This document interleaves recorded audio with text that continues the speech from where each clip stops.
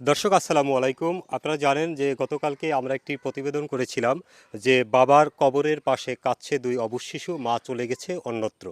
এই সংবাদটি সামাজিক যোগাযোগ মাধ্যমে মোটামুটি ছড়িয়ে পড়ার পরেই কিন্তু এই পরিবারের প্রতি বেশ কিছু মানুষের নজর এসেছে এবং তাদের সাথে বিভিন্নজন যোগাযোগ করেছে। যদিও এখন পর্যন্ত পর্যাপ্ত কোনো সহযোগিতা আসেনি।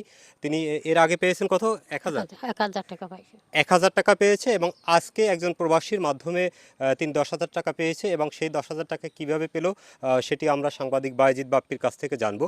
যে আসলে বায়েজিদ বাপ্পি, আমি শুনেছি যে আপনি তাকে ১০,০০০ টাকা দিয়েছেন।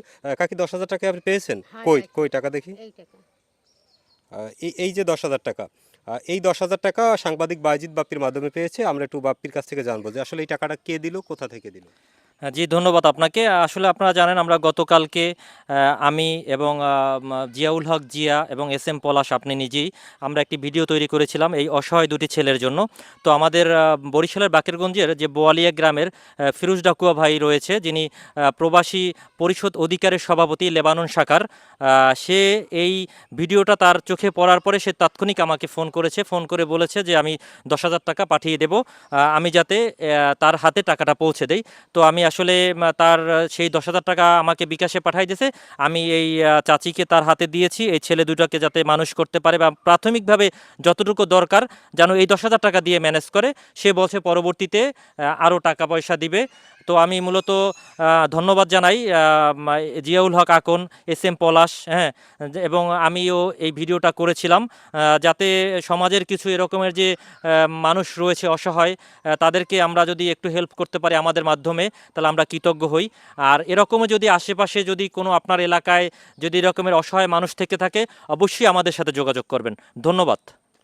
দর্শক শুনলেন যে আসলে ১০,০০০ টাকা পেয়েছে, কিন্তু ১০,০০০ টাকা বর্তমান সময়ে খুব সাধারণ বিষয়। আমরা এখানে এসে একটি বিষয় জানতে পেরেছি যে তাদের এই দুইটা গায়ে শুধু গেঞ্জি আছে, এছাড়া কিন্তু তাদের অন্য কোনো পোশাক নেই। আর এই ১০,০০০ টাকা দিয়ে হয়তো এক মাসে তাদের বাজার হবে। আর আপনারা দেখছেন যে তার যে ঘরটি, বসত ঘরটি কিন্তু অত্যন্ত নড়বড়ে অবস্থা এবং যেটার মধ্যে থাকার পরিবেশ নেই। এজন্য আপনারা দেশ বিদেশ থেকে যারা পারেন তার বিকাশ এবং নগদ নাম্বার দেওয়া থাকবে। ওর দাদির, একমাত্র দাদিই কিন্তু এখন আশ্রয়স্থল। তো একটু আপনারা সহযোগিতা করবেন। আর আপনাদের অবগত করে রাখি, কারণ নতুন যারা এই ভিডিও দেখছেন তারা জানেন না ঘটনাটা কি। ওদের বাবা ছিল প্রতিবন্ধী, তিনি যে শাপলা তুলতে গিয়ে জলে ডুবে মারা যায় এবং ওর মা তার বাবা জীবিত থাকা অবস্থায় অন্য একজনের সাথে চলে যায়। তো বর্তমানে তাদের কোনো আশ্রয়স্থল নেই, তার দাদির কাছে থাকে এবং তার দাদি তাদেরকে ভিক্ষা করে কোনো মতে দুবেলা দুমুঠো আহার জোগাড়ের চেষ্টা করে। সবাই যে যা পারেন তাদেরকে সহযোগিতা করবেন। ভালো থাকুন, সুস্থ থাকুন, আল্লাহ হাফেজ।